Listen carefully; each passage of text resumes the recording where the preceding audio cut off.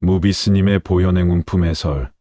이와 같이 살았으면 10가지 보현행원. 첫째, 일자는 예경제불이요. 모든 부처님께 예배하고 공경함이란 먼저 모든 사람들이 부처님이라는 사실을 알아야 합니다. 나와 남과 가족과 형제자매와 이웃과 직장에서 늘 부딪히며 함께 일하는 사람들과 길거리에 걸어가고 있는 그 많은 사람들이 모두 부처님이라는 사실을 알아야 합니다. 불교에서 수없이 부처님 부처님 하지만 실은 그 사람들 외에는 달리 다른 부처님이 없습니다. 그리고 그 사람 부처님들은 자세히 살펴보면 그들보다 더 훌륭하고 위대한 존재는 없습니다. 사람이라는 존재를 이해할수록 부처님이 아니라고 할 이유가 없어집니다. 그리고 사람 외에 달리 어디서 찾을 부처가 없습니다. 사람을 부처님으로 이해하고 나면 그 다음 예배하고 공경하는 일은 한결 쉬워집니다. 나무나 돌로 깎은 불상에도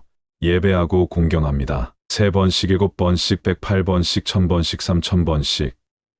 어떤 이는 100만 번을 했다고 자랑하는 이도 있습니다. 나무나 돌을 부처님으로 보면서 왜 사람은 부처님으로 보지 못할까요? 간혹 멀쩡한 자연석을 부처님으로 보는 사람들도 있습니다. 참 신기하기도 합니다. 사람 속에 무슨 물건이 들어있어서 그렇게 볼 줄 알까요? 그 능력을 기울여서 부디 사람을 부처님으로 이해하고 그 사람 부처님께 예배하고 공경합시다. 관음보살님께 예배하다 보면 혹 어떤 관음보살님은 예배하는 우리들을 향해서 합장하고 예배하는 관음상도 있습니다. 그 관음상의 의미를 잘 이해하면 남은 의혹이 풀릴 것입니다. 이것이 사람다운 사람, 즉 보살이 실천해야 할 덕목 제1조입니다. 10가지 보현행원. 둘째, 이자는 칭찬열애요. 부처님을 우러러 찬탄함이란 먼저 사람이 부처님이라는 중요한 사실을 알고 나면 우러러 찬탄할 일은 너무나 많습니다. 부처님이라고 하면 가장 먼저 떠올리는 것은 3000년 전 인도의 역사 속에 나타났던 석가모니 부처님을 생각합니다. 그도 물론 훌륭한 부처님이었습니다. 그래서 예불문에도 수많은 부처님 중에서 근본이 되는 스승님 석가모니라고 하였습니다. 그러나 역사 속에 살다 가신 석가모니를 두고 하는 말이 아닙니다. 경전상에 나타난 무수한 부처님이나 보살들도 아닙니다. 역사 속에서 명멸해 간 수많은 조사 스님들도 아닙니다. 다만 손만 뻗으면 닿을 곳에 있는 우리들과 가깝고 혹은 멀게 있는 모든 사람들을 부처님으로 이해하고 우러러 찬탄하라는 것입니다. 못나고 게으르고 살림도 살 줄 모르는 아무짝에도 쓸모없어 보이는 마누라도 돈도 벌 줄 모르고 옹졸하고 무능력하고 고집만 세고하여 말이 통 먹히지 않는 저 못난 남편도 내가 사람의 본성을 볼 줄 아는 눈만 열리면 무지무지하게 값비싼 보물이라는 것을 알게 될 것입니다. 그때는 이리 보아도 우러러 찬탄할 거리고 저리 보아도 우러러 찬탄할 거리입니다. 고려청자를 그 가치를 모를 때는 개밥그릇으로 썼으며 때로는 알루미늄 그릇과 맞바꾸었지만 그 가치를 알고 나면 절대로 그럴 수 없습니다. 안방에 숨겨두고 애지중지합니다. 이리 쳐다보고 저리 쳐다보며 기뻐서 어쩔 줄을 모릅니다. 아까워서 가족들에게까지 잘 보여주지 않습니다. 사람의 진정한 가치를 우러러 찬탄하지 않고는 못 배길 것입니다. 불심이 있는 불자로서 다른 사람의 장점을 우러러 찬탄하지 못한다면 이것은 큰 잘못입니다. 10가지 보현행원. 셋째, 삼자는 광수공양이요. 널리 공양함이란 사람들을 부처님으로 알고 난 뒤 그 많고 많은 사람 부처님들에게 온갖 것으로 이바지하고 공양 올리는 일입니다. 살펴보면 부처님들에게 공양 올려야 할 것들이 너무나 많습니다. 가장 기본적인 것은 의식주입니다. 사람이 살아가는 데는 무엇보다 우선하는 것이 의식주이기 때문입니다. 그리고 문화적인 것과 사람 대접하는 일도 훌륭한 공양입니다. 그러나 그와 같은 것들은 모두가 나라를 다스리는 정치인들이 생각해야 할 문제지요. 또는 자선단체나 부호들이나 경제를 관장하는 사람들의 일이지요. 혹 저급하고 미개한 종교단체에서도 신경을 많이 쓰는 공양입니다. 그러나 인간의 지극한 가치를 깨달아 알고 있는 불교에서는 무엇보다 인간의 지극한 가치를 일깨우고 가르치는 법공양을 제일 중요한 공양으로 생각합니다. 의식주 문제나 기타 문화적인 공양은 돌볼 겨를이 없습니다. 가장 가치 있고 소중한 법공양을 하는데 온 힘을 기울여야 합니다. 예컨대 흙이나 돌멩이를 보시하는 것도 좋은 일이지만 황금이나 다이아몬드를 가득 쌓아두고 사는 사람이라면 당연히 황금이나 다이아몬드를 보시해야 옳습니다. 구태여 흙이나 돌멩이를 보시하려고 할 필요는 없습니다. 그런 것은 그런 것을 가지고 있는 사람들이 할 일이지 황금이나 다이아몬드를 쌓아놓고 사는 사람의 일은 아닙니다. 불교는 부처님께 공양 올리는 불공을 대단히 중요하게 여기는 종교입니다. 그러므로 불공의 내용과 방법과 공양물의 우열을 잘 이해하여 가려가면서 공양 올려야 합니다. 그렇지 못하면 엉뚱한 단체가 되고 맙니다. 불교와 같은 참으로 훌륭하고 빼어난 가르침을 그렇게 많이 가지고 있으면서 훌륭한 공양을 올리지 못한다면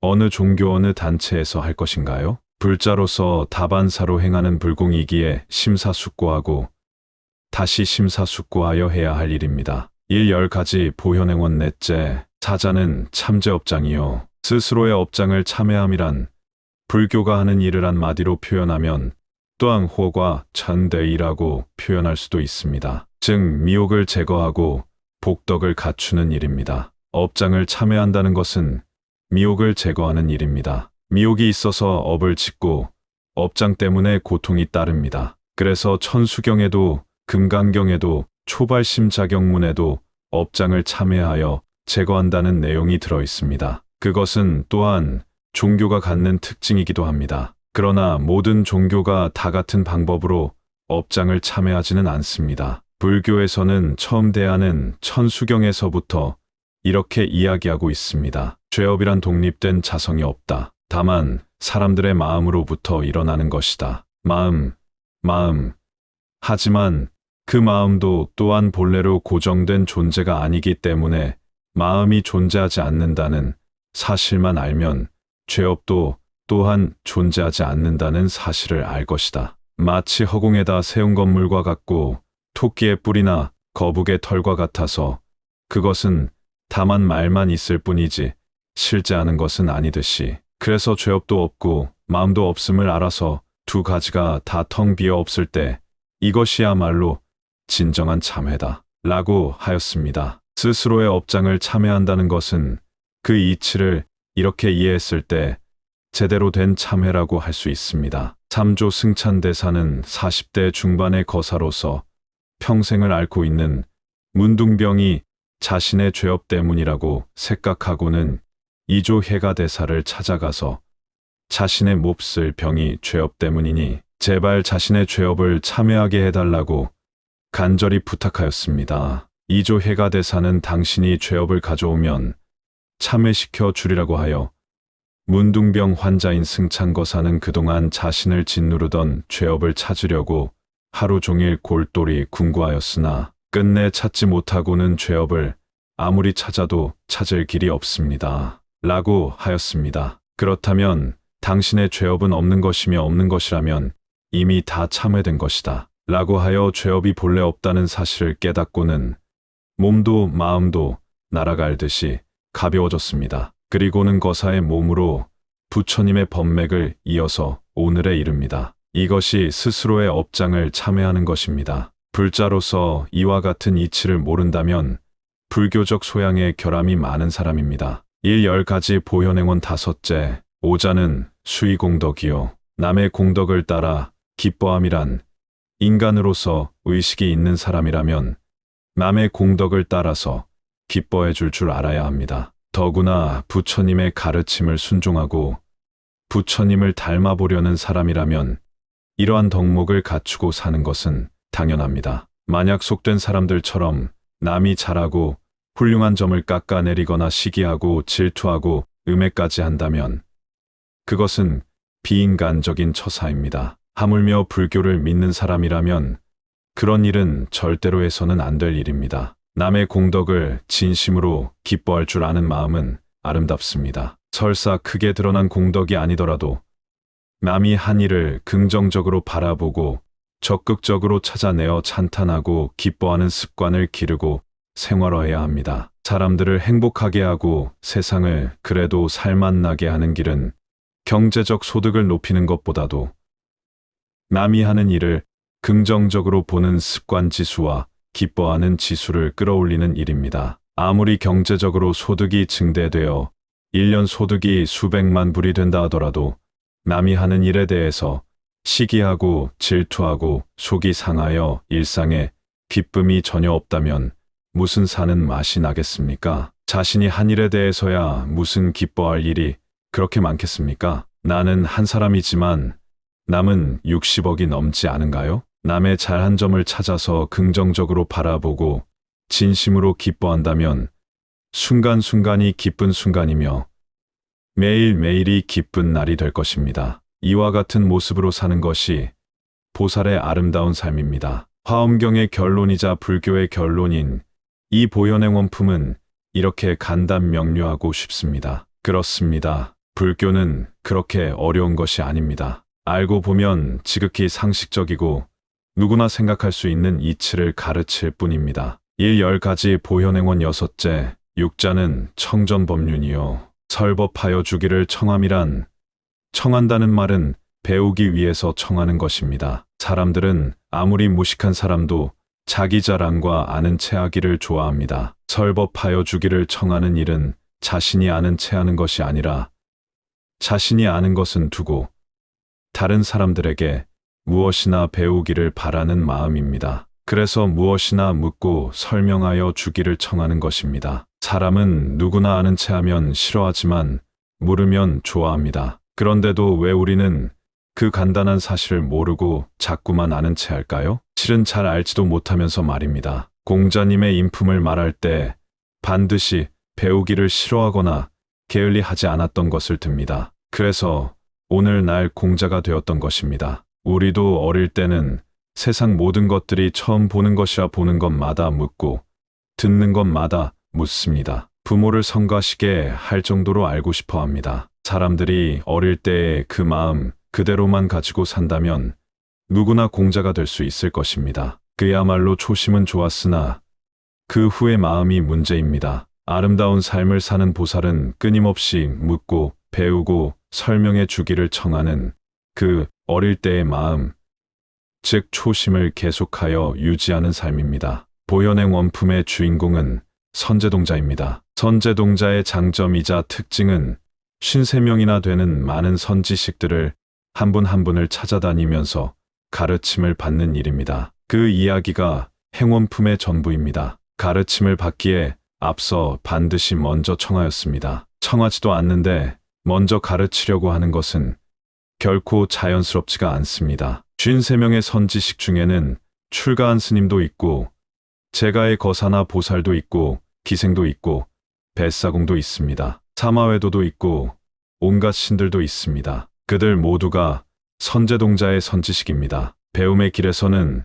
스승을 가리지 않는다는 뜻이지요. 오직 내가 무엇을 배울 수 있는가를 생각할 뿐입니다. 그래서 선제동자는 불교 공부에 관심이 있는 모든 사람들의 이상이자 모델입니다. 그의 삶과 배움의 자세를 닮으면 예우 훌륭한 인생이 보장됩니다. 아름다운 보살의 삶은 곧 선제동자와 같은 삶이기도 합니다. 10가지 보현행원 7째, 7자는 청불 주세요. 부처님이 세상에 오래 머무르시기를 청함이란 혹 정신이 잘못돼서 스스로 목숨을 끊거나 자신의 몸을 망치고 수명을 단축하는 사람이 아니라면 모두들 세상에 오래오래 살고 싶어 합니다. 그렇다면 청한다는 것은 무슨 뜻일까요? 단순하게 말로만 오래오래 머무르시기를 바라고 청원을 드리는데 그치지 않고 말과 마음과 행동을 다 기울여 오래 살 수 있도록 의식주를 제공하고 약과 치료를 도와주면서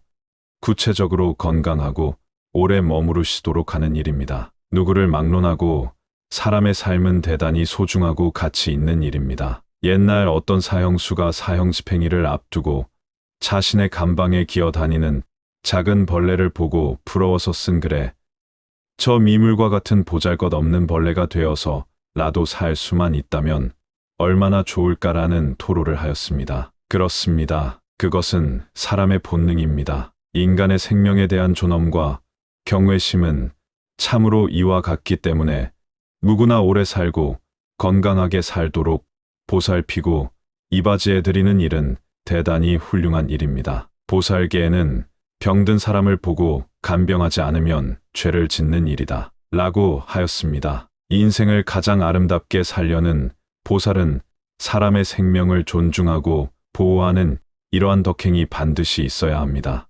10가지 보현행원 8째, 8자는 상수불학이요. 항상 부처님을 따라 배움이란 설법하여 주기를 청하는 것에서 한 걸음 더 나아가서 보다 적극적으로 배우려고 하는 자세입니다. 무엇인가 배우려고 하면 세상에는 스승도 많고 가르치는 데도 많습니다. 불교만 하더라도 곳곳이 사찰이요. 사람마다 스승입니다. 그런데 진정 어느 사찰 어떤 스승을 찾아가야 불교를 바르게 알 수 있을까?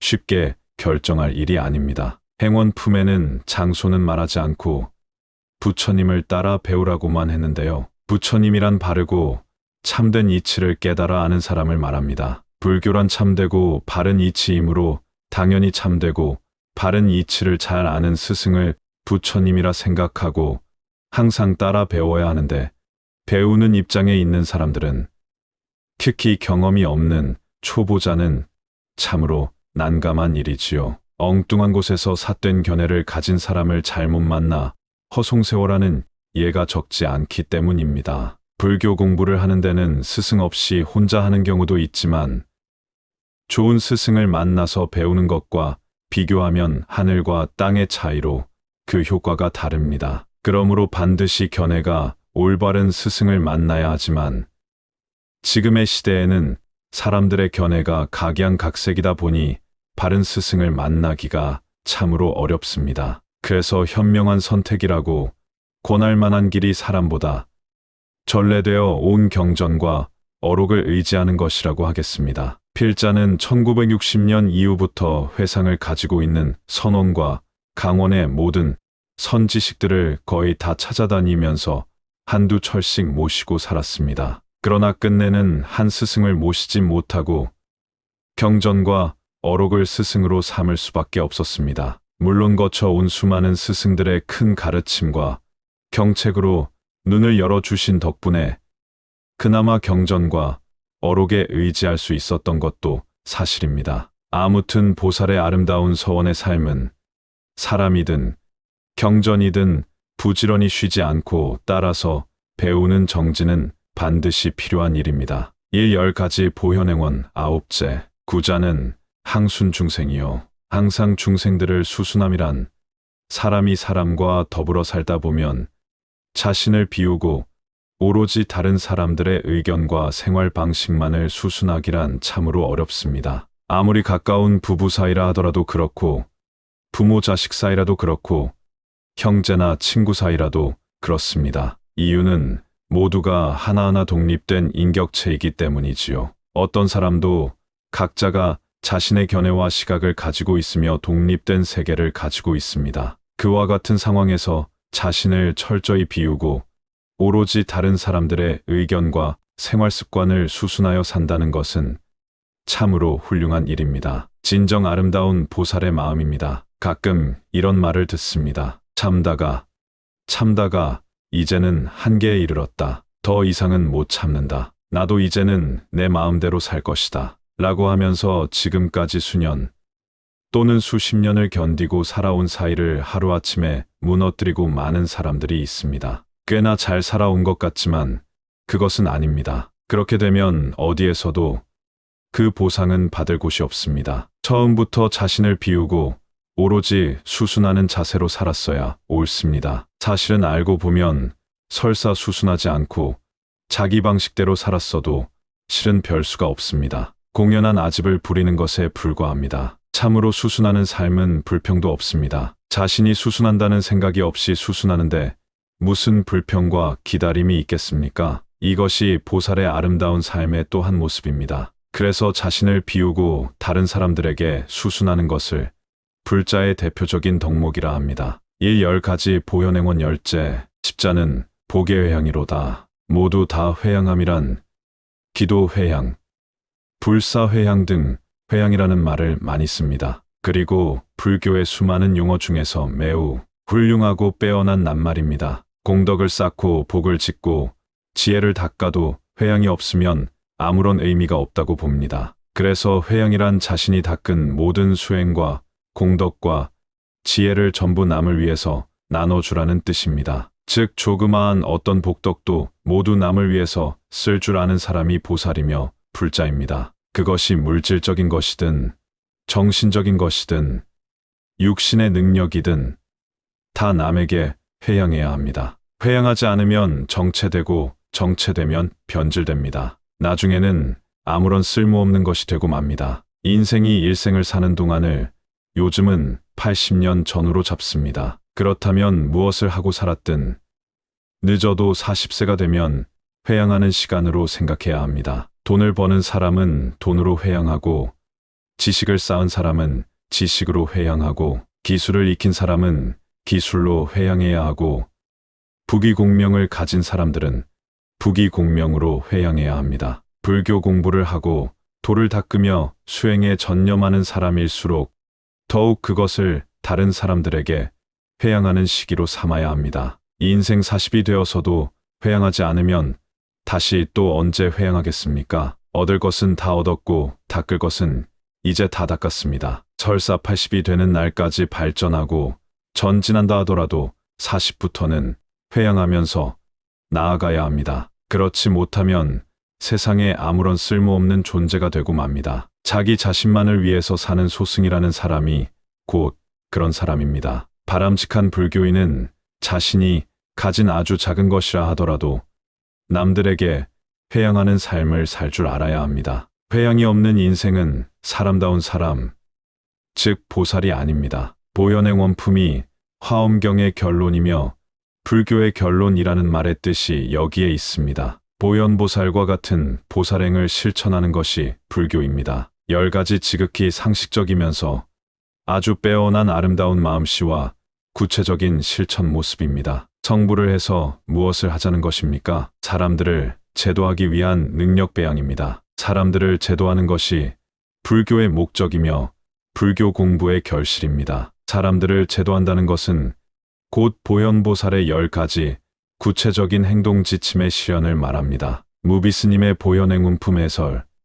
이와 같이 살았으면 다음 시간에 뵙겠습니다. 나무 아미타불 관세음보살. 나무 아미타불 관세음보살. 나무 아미타불 관세음보살.